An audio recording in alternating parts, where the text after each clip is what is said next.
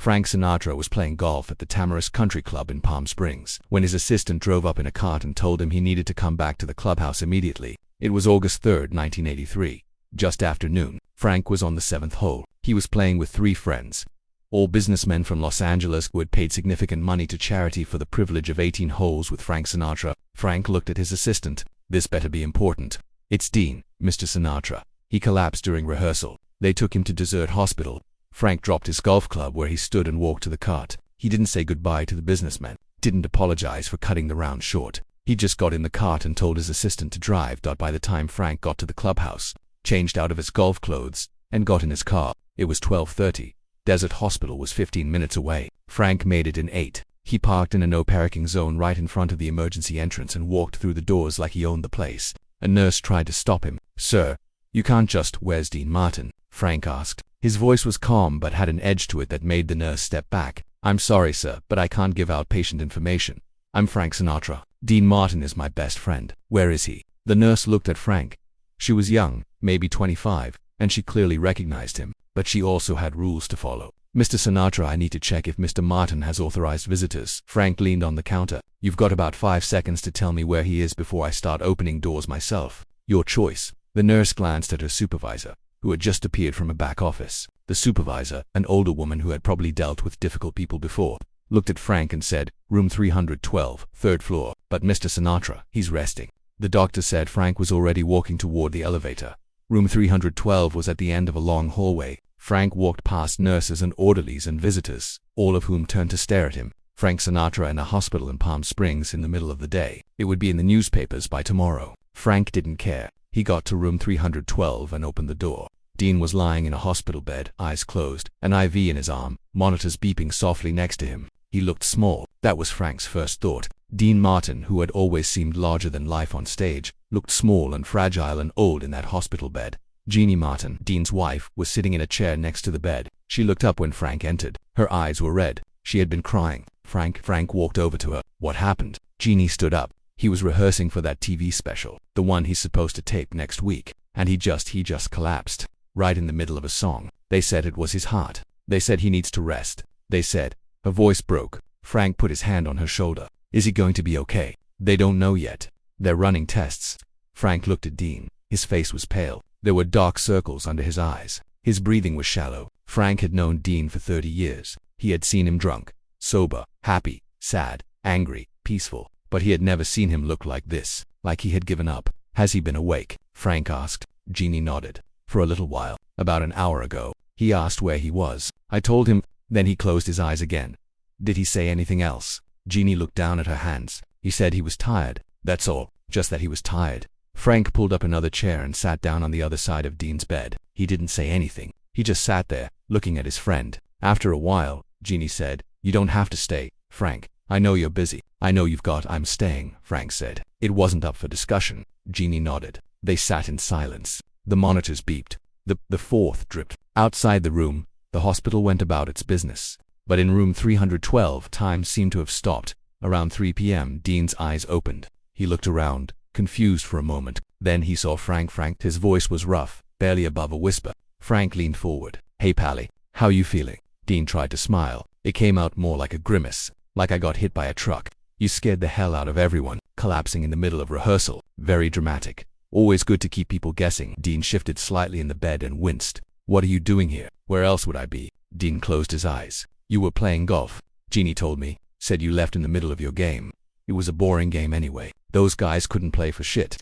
Dean laughed softly, then coughed. The cough turned into a longer fit. Jeannie was on her feet immediately, pressing the call button for the nurse. A nurse rushed in, checked Dean's vitals, adjusted something on the IV. Dean's coughing subsided. "You need to rest, Mr. Martin," the nurse said. "You've had a significant cardiac event. Your body needs time to recover." She looked at Frank and Jeannie. He really shouldn't have visitors right now. Frank didn't move. The nurse looked at him. "Mr. Sinatra, I'm going to have to ask you to leave." "No," Frank said simply. The nurse blinked. "I'm sorry. I said no. I'm staying." The nurse looked at Jeannie for support. Jeannie just shook her head slightly. The nurse, realizing she wasn't going to win this fight, left the room. Dean opened his eyes again. "You can't just boss around hospital staff. Frank, watch me." They sat in silence for a while. Then Dean said, "I'm not doing the TV special." Jeannie started to protest. "Dean, the doctor said you just need rest." A few weeks and you'll be. I'm not doing it, Dean repeated. His voice was firm despite being weak. I'm done, Jeannie. I can't do this anymore.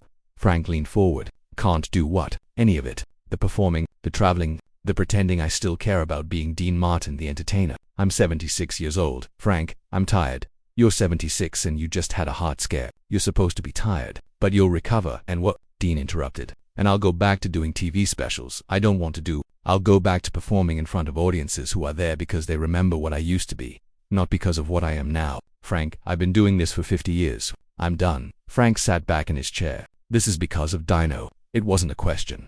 Dean's expression changed. That became harder. Closed off. Don't, Dean. It's been 6 years since I said don't. Frank. But Frank kept going. You haven't been the same since he died. None of us expected you to be, but you can't just give up. You can't just stop living because my son is dead. Dean's voice was sharp now. Because I had to bury my kid. Because I had to stand at his funeral and accept a folded flag and pretend it meant something. You're going to tell me how I'm supposed to feel about that? Frank was quiet for a moment. Then he said, no, I'm not going to tell you how to feel. But I'm going to tell you that giving up isn't the answer.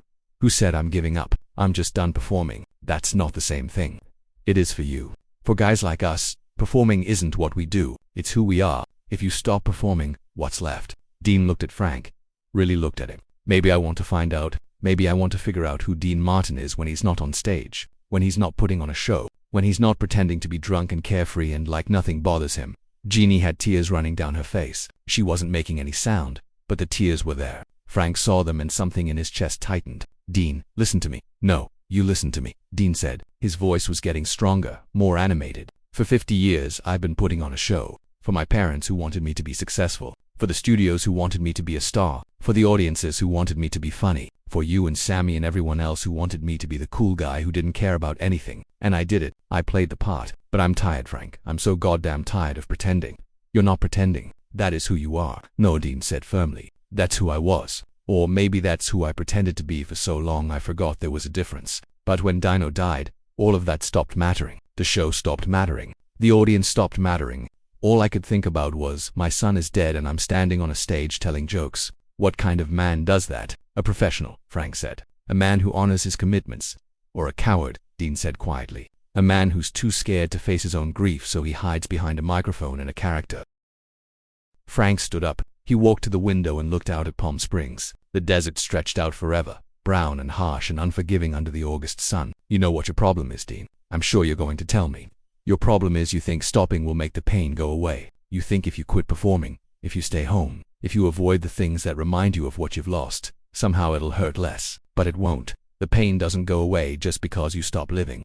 Dean was quiet. Frank turned back to face him. After Nancy tried to kill herself, I wanted to stop everything. I wanted to cancel every show, every recording session, every appearance. I wanted to lock myself in my house and never come out. You know why I didn't? Dean didn't answer. Because you wouldn't let me. You called me every day. You showed up at my house. You dragged me to the studio. You forced me to keep going. And you were right. Because if I had stopped, if I had given in to what I was feeling, I would have lost myself completely.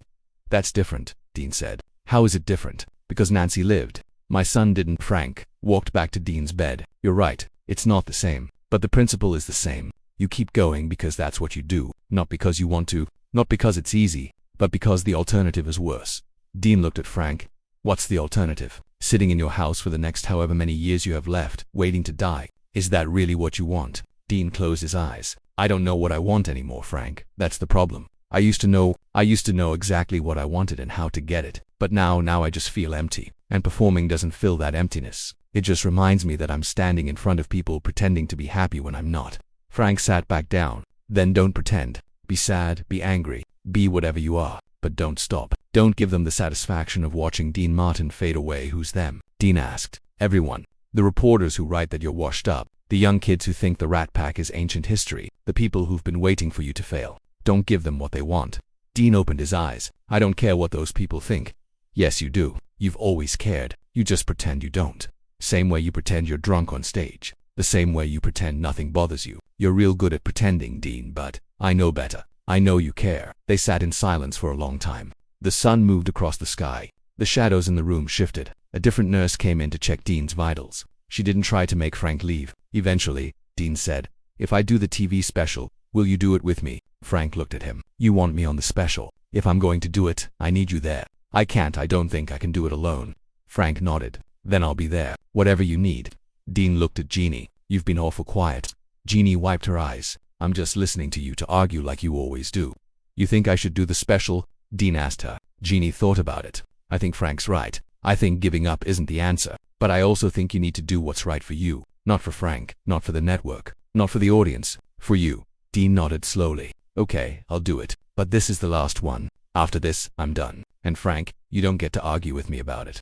Frank raised his hands. I won't argue. Promise. I promise. Dean smiled. It was a small smile, but it was real. You're a terrible liar, Frank. I know.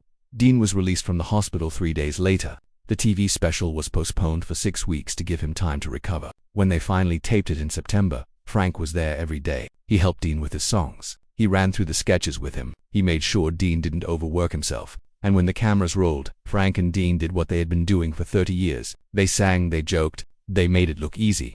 But it wasn't the same. Anyone watching could see that. Dean was going through the motions. He hit his marks. He said his lines. But the spark was gone. The effortless cool that had defined him was replaced by something heavier, something sadder. Frank saw it. The crew saw it. But nobody said anything. They just did the show and tried to pretend everything was normal.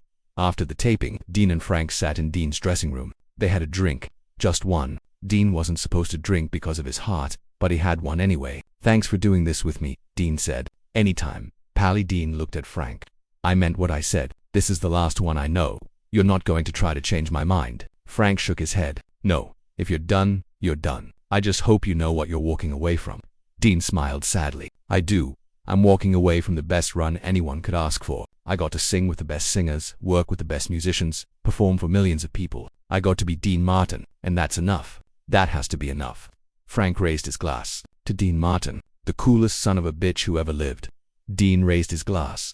To Frank Sinatra, the most stubborn son of a bitch who ever lived. They drank, and then Dean Martin walked out of his dressing room for the last time.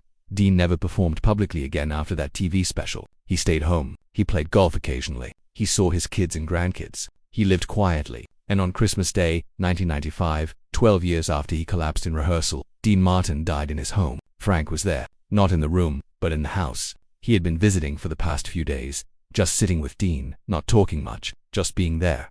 When Dean died, Frank was in the living room. Jeannie came out and told him. Frank didn't say anything. He just nodded. Then he went into Dean's room and stood by the bed. He looked at his friend. Dean looked peaceful. The struggle was over. The pretending was done. Frank put his hand on Dean's shoulder. You did good, Pally. You did real good.